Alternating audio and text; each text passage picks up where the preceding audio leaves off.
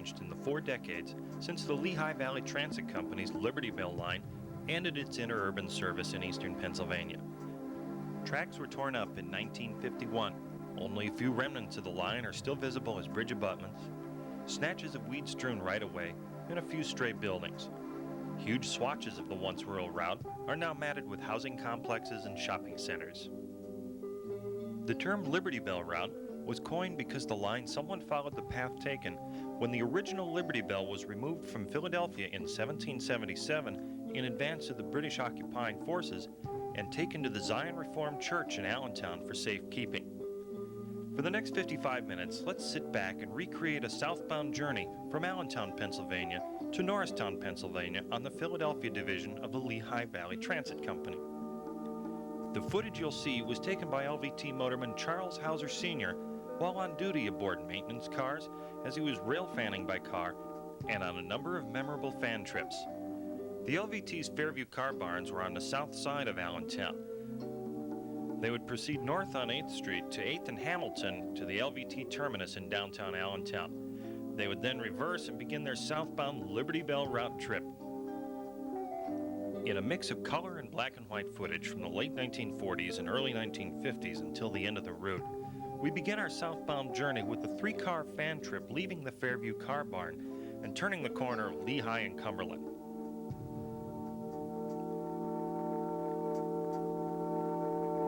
At 8th and St. John, a single-ended Liberty Bell car backs from the barn towards the ticket office at 8th and Hamilton. Today, nothing remains of the ticket office but this storefront.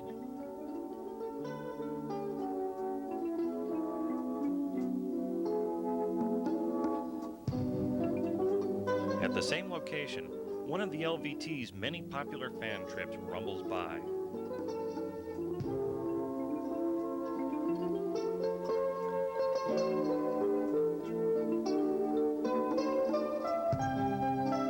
An LVT local is seen moving north on 8th Street from Union towards Hamilton.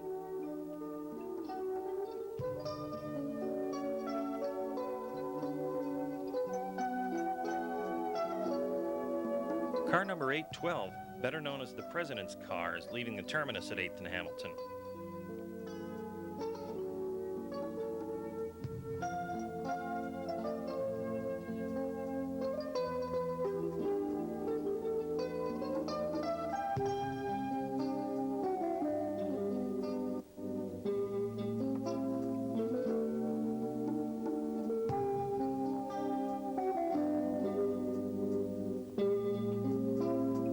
Proceeding south from Allentown, the route then crossed the LVT's own 8th Street Bridge, a toll bridge completed in 1913.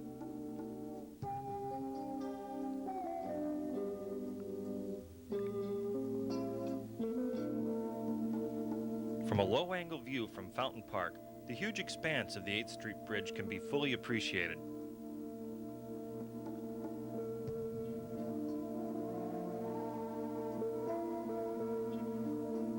Before the 8th Street Bridge was constructed, cars used Lehigh Street on the South Bethlehem line. After the bridge was completed, this line was used by their city division routes. Still, fan trips would run over this older portion of the route. Here we see a former center entrance car, number 701, which has been modified. Car number 812 passes down Lehigh Street.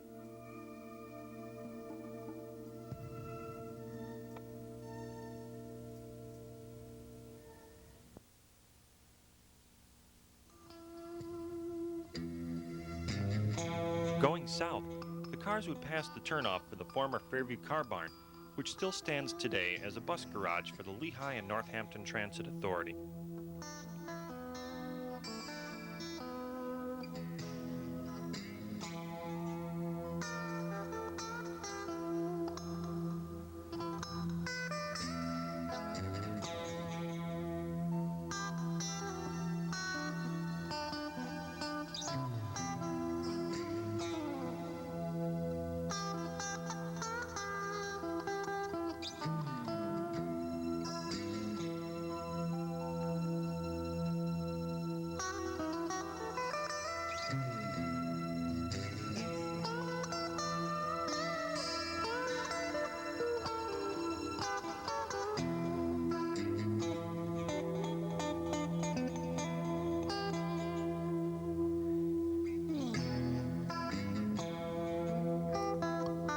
At the end of a fan trip at the Fairview Car Barn, we see the panel truck from Coe's Food Market.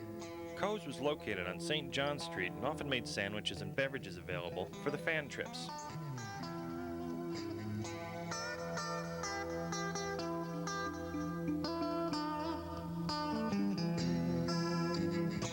Here the three-cart train turns from Lumber Street to St. John Street in Allentown, where many of the LVT motormen lived.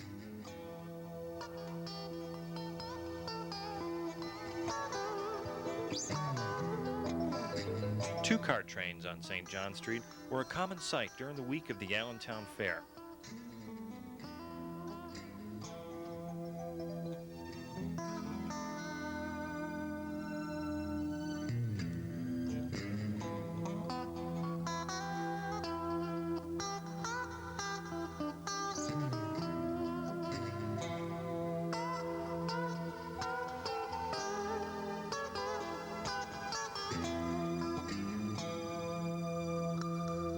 An LVT car moves up the hill on St. John Street northbound after it's past the Good Shepherd home. At the rear of the scene is the approach to Aneyville Viaduct. In new footage, we see the site of the Aneyville Viaduct as it crossed the east pen yard of the former Reading Railroad, now Conrail. At the north side of the old viaduct is still visible the Good Shepherd home. Onboard footage over Aneyville sets the stage for a series of scenes when interurban still mattered and steam was still enforcing the railroad.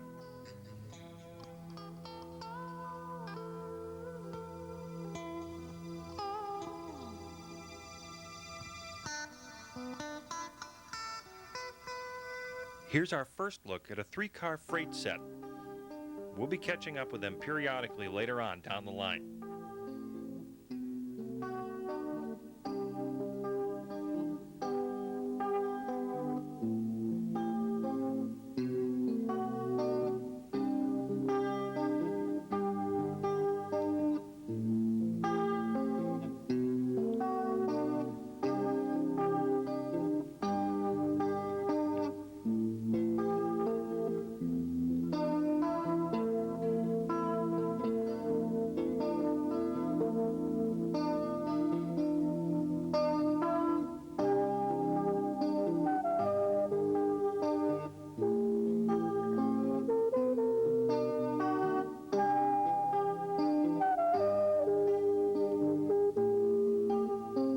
On a very gray day, an LVT maintenance crew is out on Aneyville replacing ties.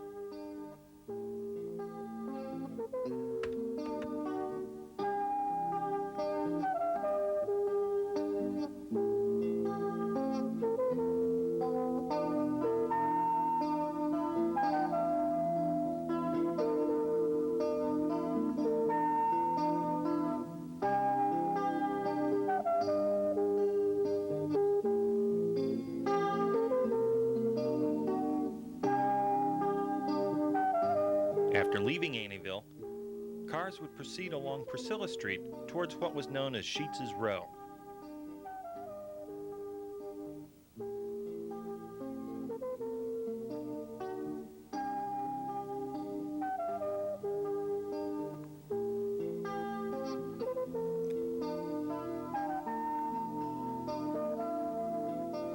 Down Sheets's Row and along Chapel Avenue, the cars would head southbound towards the Lehigh Mountain.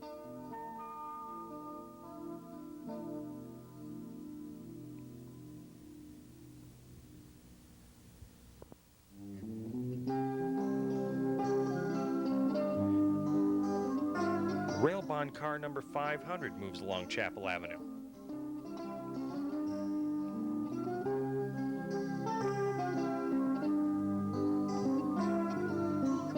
Riding inside of number 500, we see Charles Hauser Sr. at the controls.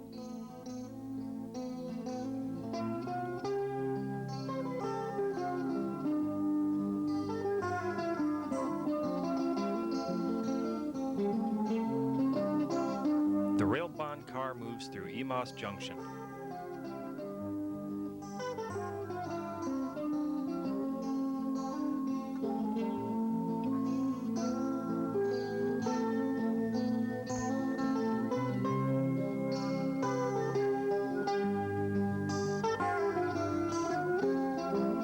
The most imposing geographic obstacle on the Liberty Bell route was Lehigh Mountain.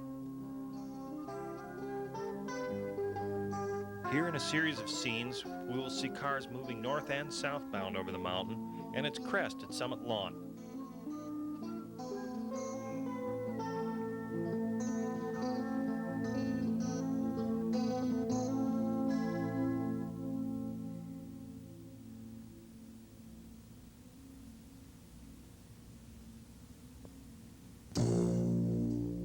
The red local car is typical of the frequent rush hour service to Coopersburg and Center Valley.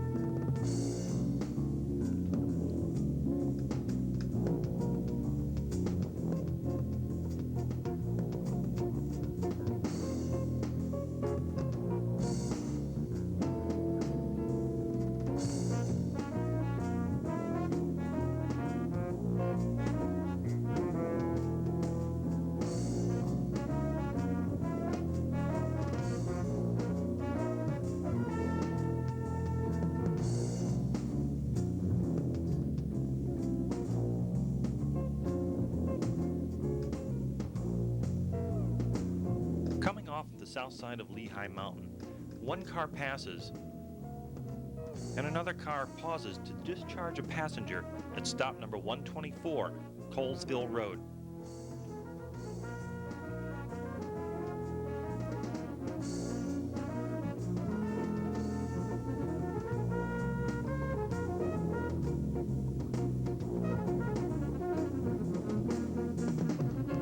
Turning around, we look underneath the Route 309 overpass as we see a car headed towards the Carmelite Monastery, next to which was the Lehigh siding.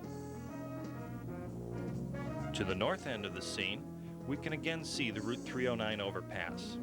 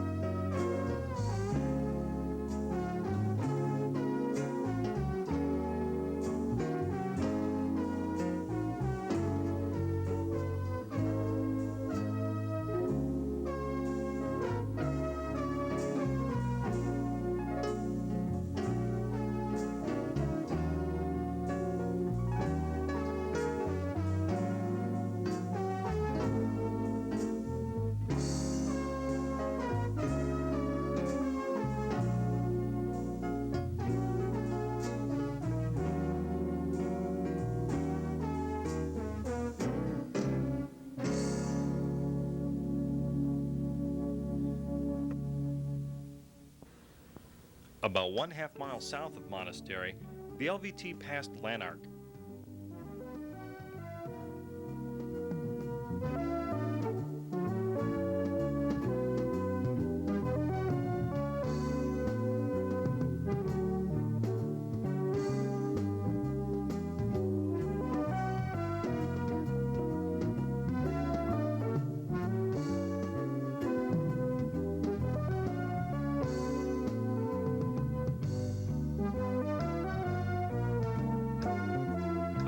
trip on a 700 series car passes the Blue Church Road stop, number 118. Cars continued southbound into the Center Valley Cut, which was located just north of Coopersburg, Pennsylvania. As you can imagine, this cut often became a problem in wintertime with snow drifting through the cut.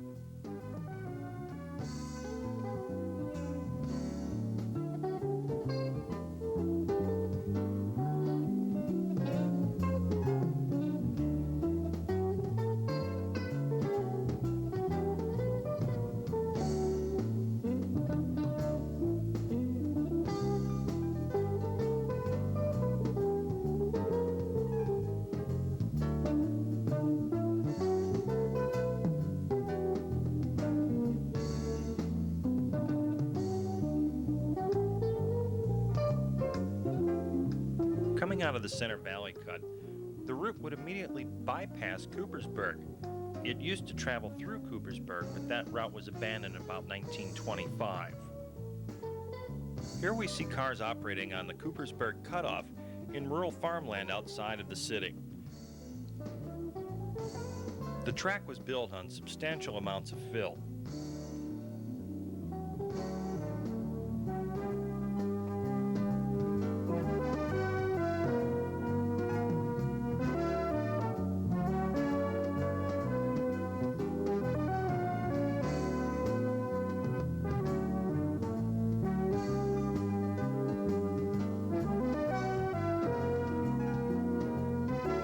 At a grade crossing near Coopersburg, we get a good view of a hush and bell barber pole type signal. As a Philadelphia car passes, we see another earlier form of interurban transportation.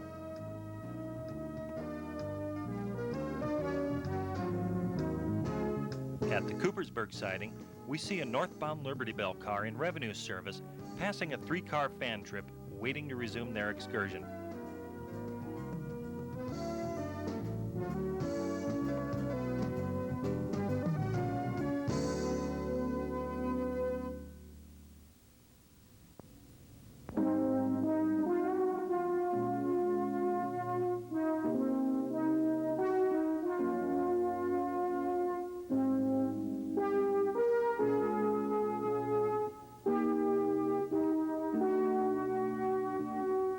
Using a drawbar, Car 219 tows a disabled Car 1006 through Coopersburg on its way back to Fairview for repairs.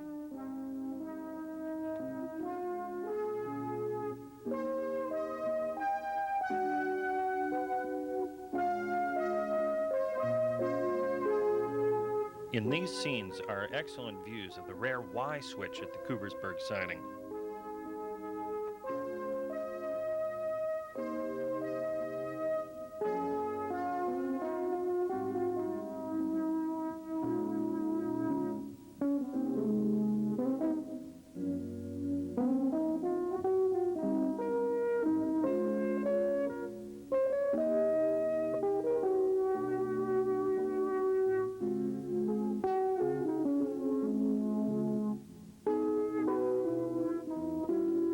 Moving back and forth over the Van Sciver Road overpass, railbound car number 500 checks the circuits.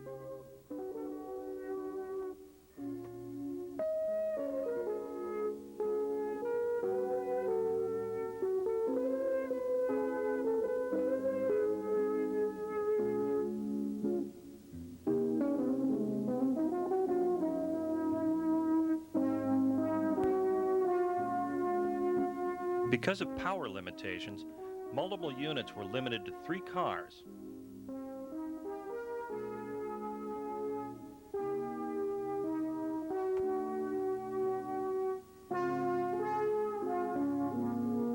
In a final look at Cooper's siding, we see an elevated view from line car number R2.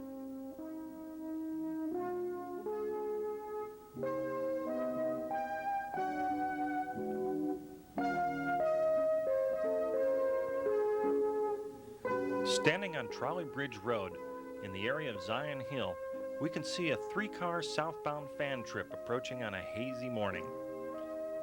From overhead, you can see good detail of the roofs of the cars.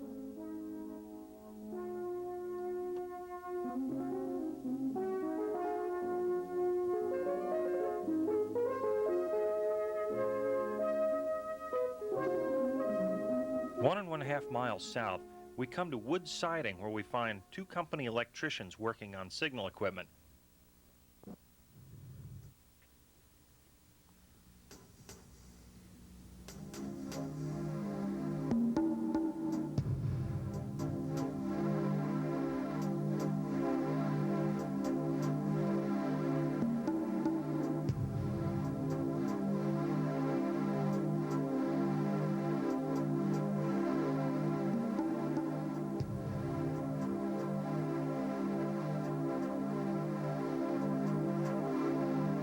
The three-car freight we saw earlier at Coopersburg accelerates out of wood siding southbound, towards the Quakertown section of the route.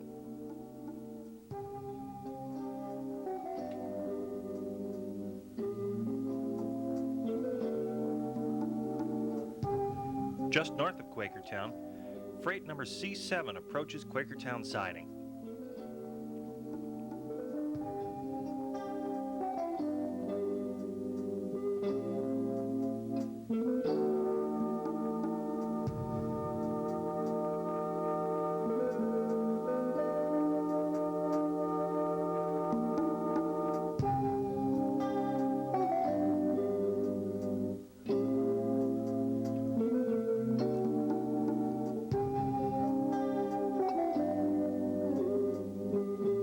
A Philadelphia car approaches the north side of Quakertown and the Quakertown station. Just before the station, the track to the right will veer off towards the freight siding. Only the new cars tell you that this is the summer of 1990.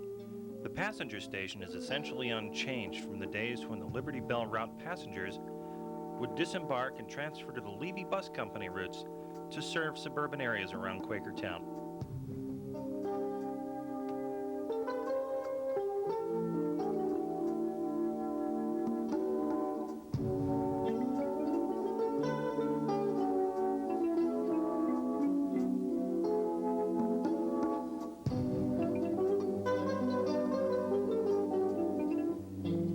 Leaving Quakertown, the Liberty Bell route passed Locust Siding. It was a picturesque location to photograph the LVT equipment.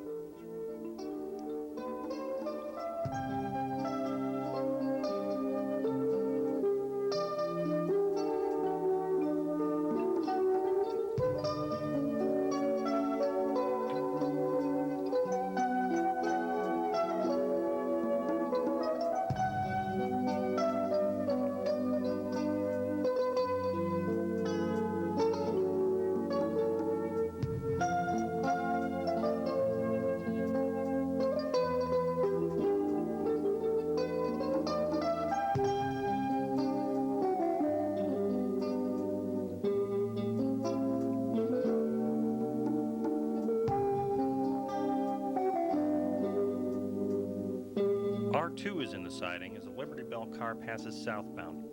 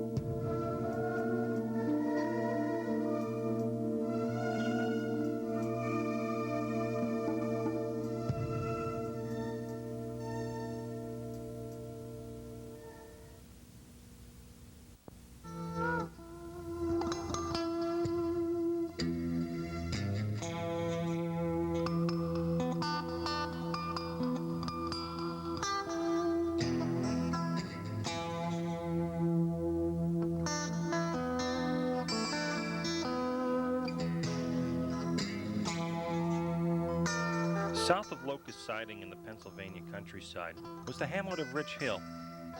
The long, winding S-curve was on a fairly steep grade and made a great location for photos.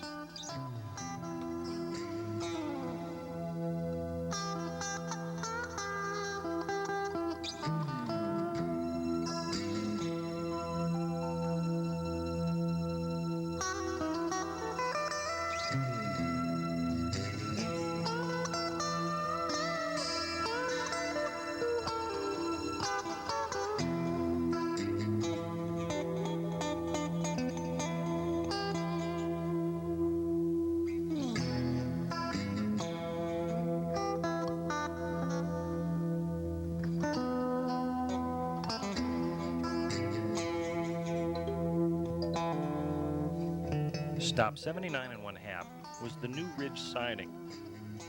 The first ridge siding was about 3/5 of a mile farther south along the Liberty Bell route.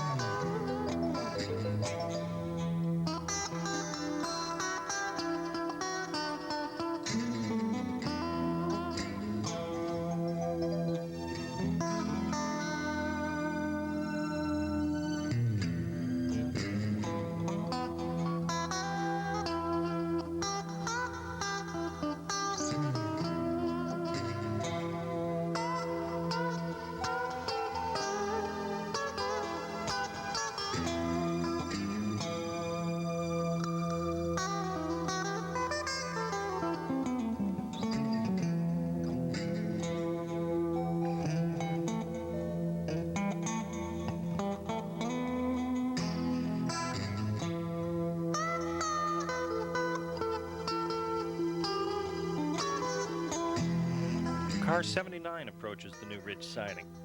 79 was a grease car whose job was to grease the overhead trolley wire.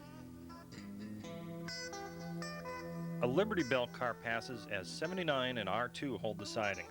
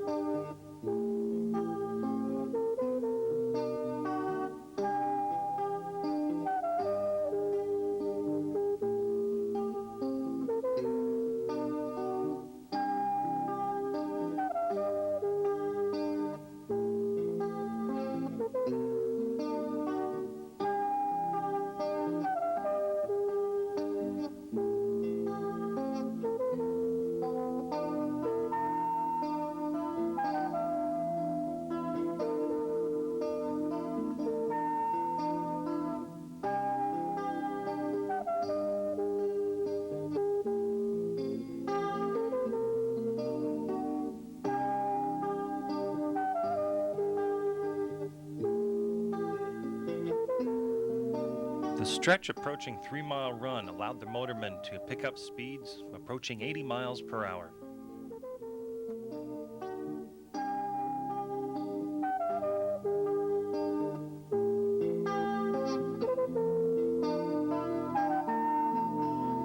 Approaching Percy, the line made several turns and began a downgrade through Percy Park, a church camp meeting ground.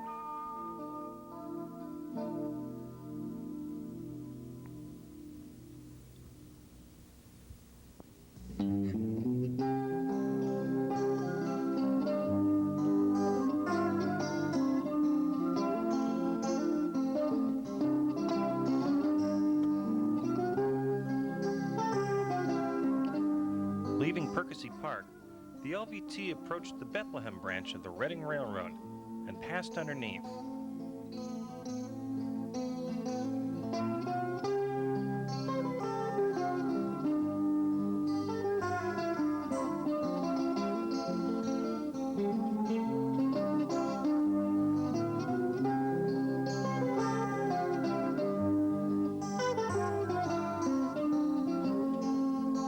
Still visible today, the LVT route entered Percy on Walnut Street.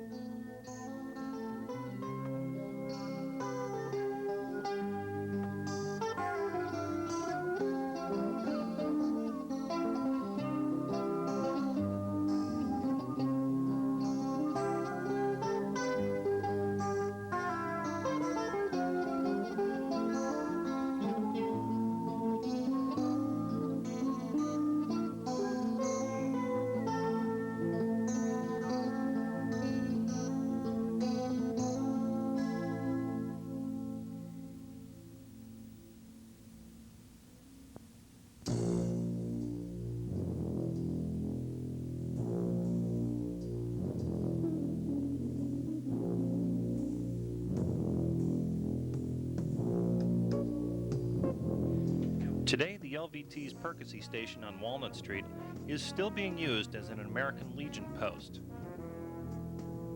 In van trip service, car 702 backs into the siding at Percy Station to let the scheduled Liberty Bell car pass.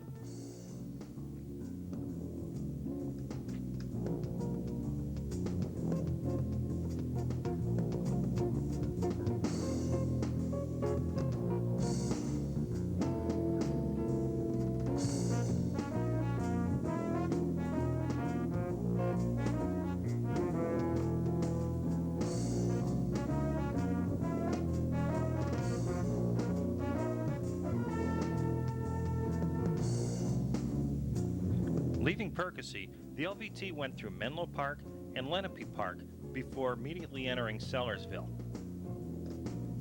Here in Menlo Park, the 3-car freight hustles to maintain the company's slogan, Trolley Freight for Fast Service. Sellers Siding was located just north of the Sellersville station, which was adjacent to the Bethlehem Pike.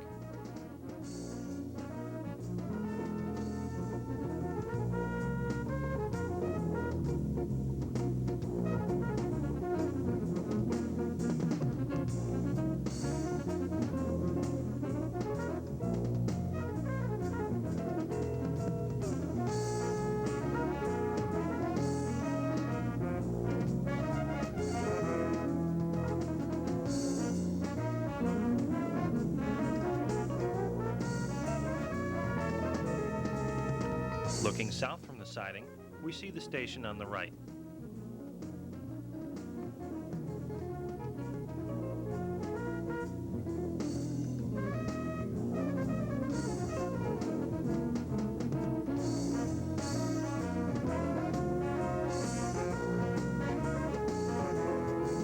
On its way out of Sellersville, the line crossed the Perkiomen Creek and then began to parallel the Reading Railroad's Bethlehem branch.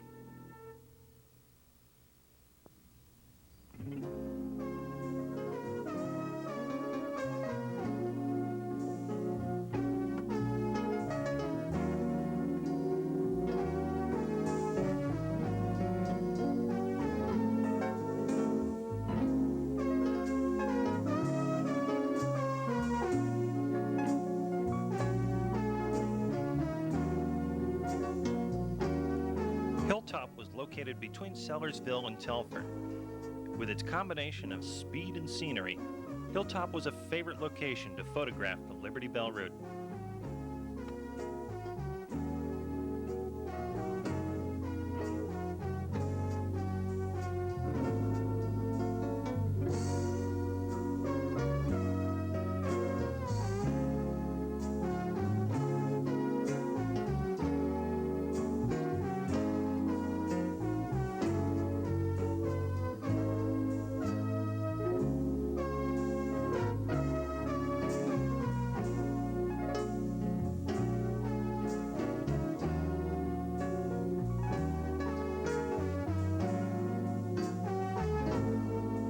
Leaving Hilltop, the southbound Liberty Bell passes Telford on its way to Souderton, Pennsylvania.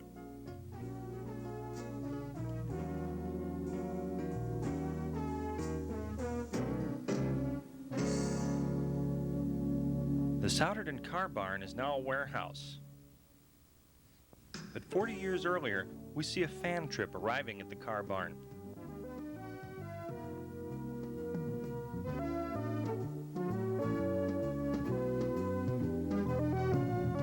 In the yards, we see Easton snowplow number 510 having been moved to Souderton after Easton service was abandoned in 1949. Here are local cars on the Souderton 2nd Street branch, from the car barn to the main line on Summit Street.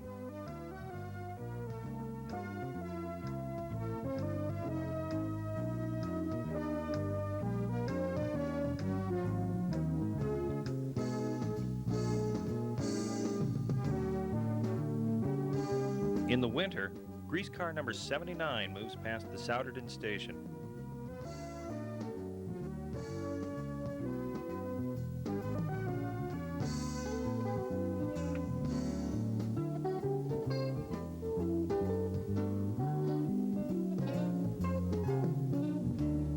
Almost a football field in length, Gaiman's Trestle was located northwest of Hatfield. Originally built for double track, as was most of the Philadelphia division, it was never put in place.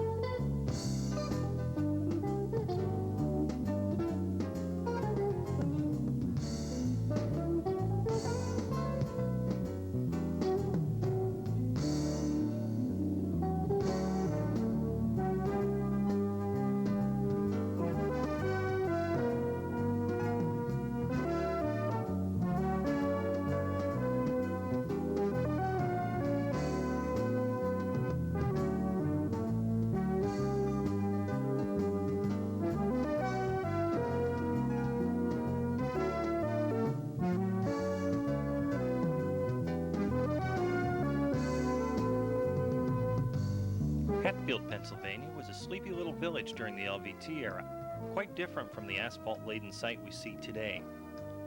The last reminder of the Liberty Bell Limited is a reproduction hot dog stand. The red building on the left was the LVT station. Here you can see the 3-car freight passing through between the same two buildings.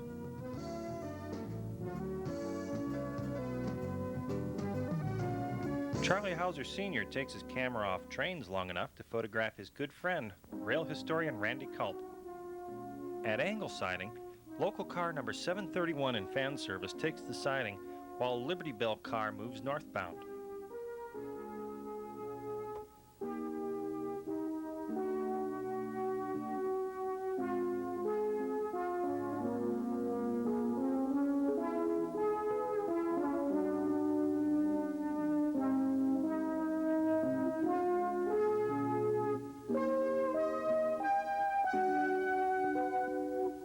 Moving into Lansdale, Pennsylvania, the LVT swung past the Redding Company's Lansdale Depot. Today the depot is operated by the Southeastern Pennsylvania Transportation Authority, also known as SEPTA. Lansdale was a major revenue producer for the LVT in both freight sales and passenger sales.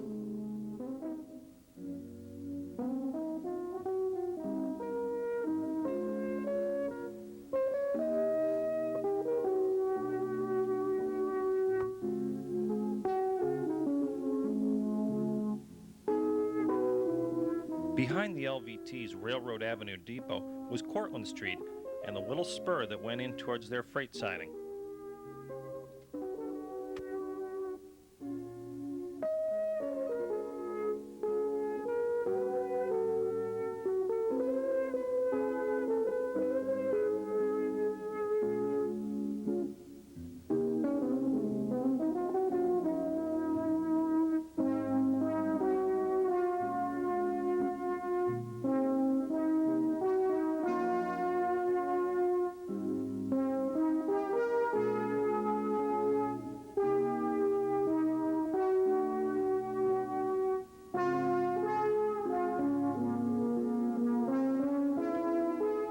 South of Lansdale, the LVT entered its broad siding.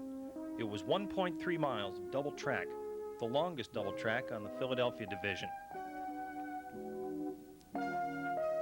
Passing underneath the Stony Creek branch of the Reading Railroad, the LVT's Liberty Bell continued on towards Norristown.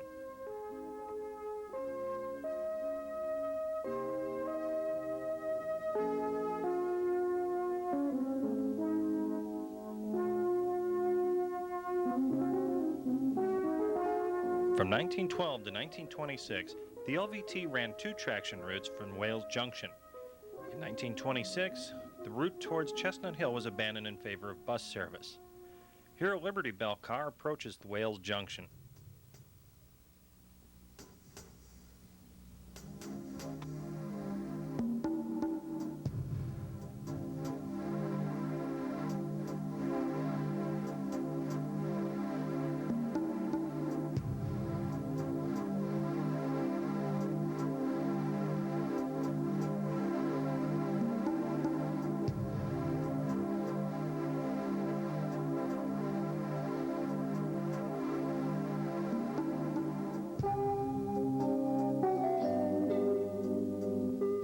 Less than a mile south of Wales Junction, the LVT crosses West Point Pike.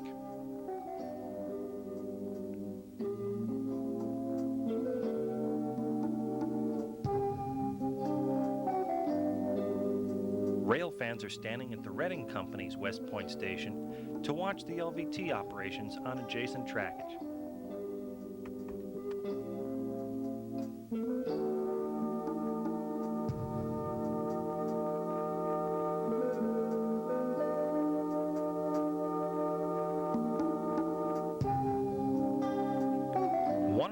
Miles south of West Point was the Acorn siding.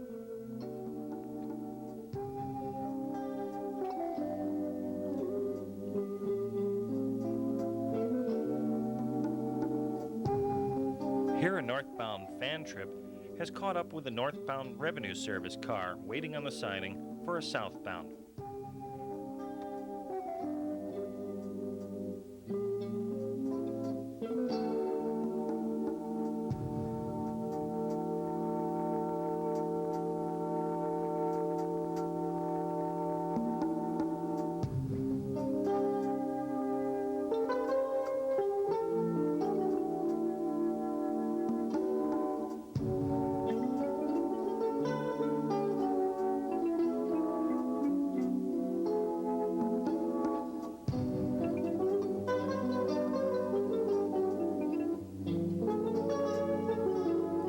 After leaving Acorn siding, the LVT paralleled US 202 for approximately 3 miles until just past the Washington Square substation, where it veered away from the highway and in towards the borough of Norristown.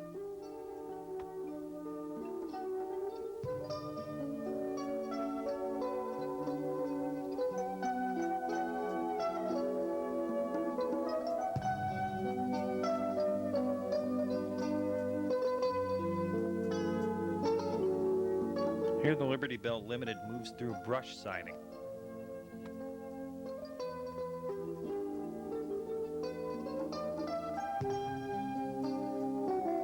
At Norristown, the LVT used to continue on the P&W system to Philadelphia's 69th Street terminal. That service was ceased in 1949. After leaving its Hancock Street stop on the north edge of Norristown, the LVT continued through the city towards Marshall siding. The siding was distinctive because it was located in the middle of a street, Markley Street.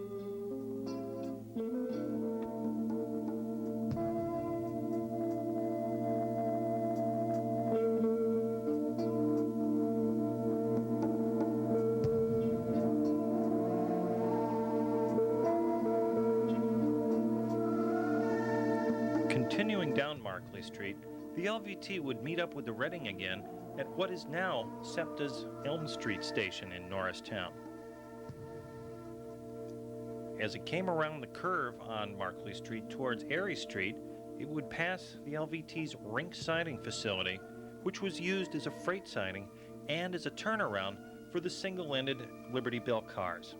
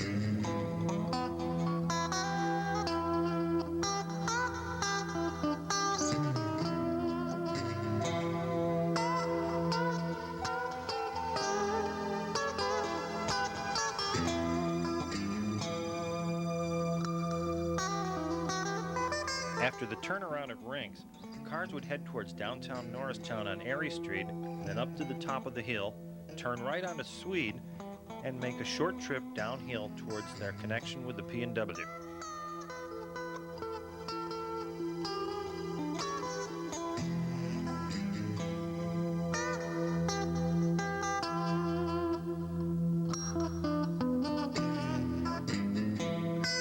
Today, the steel trestle that used to connect with the P&W over Main Street is long gone. The P&W is now known as SEPTA's Norristown High Speed Line.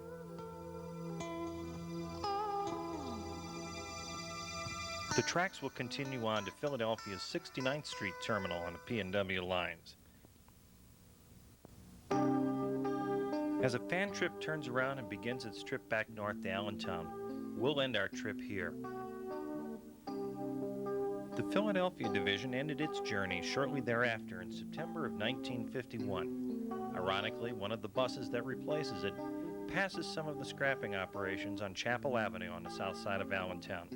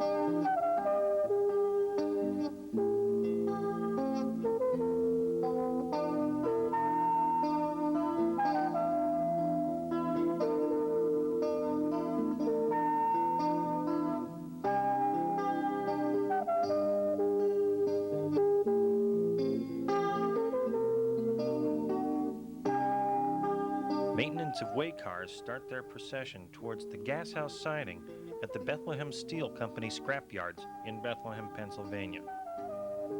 A1, a sweeper car, heads out. Number 79, a grease car, says goodbye. And a sand car brings up the rear.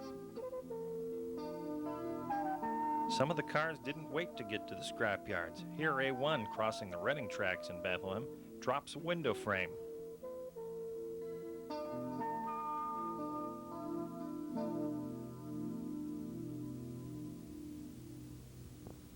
Under its last bit of power, 79 finally leaves its lifeline and coasts into the yard.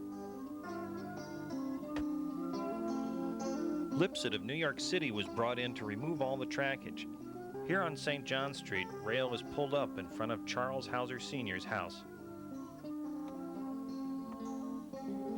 Using an odd combination of Reading engines, CNJ right-of-way equipment, and a CNJ crane, demolition began of the Anningville Viaduct in April of 1954.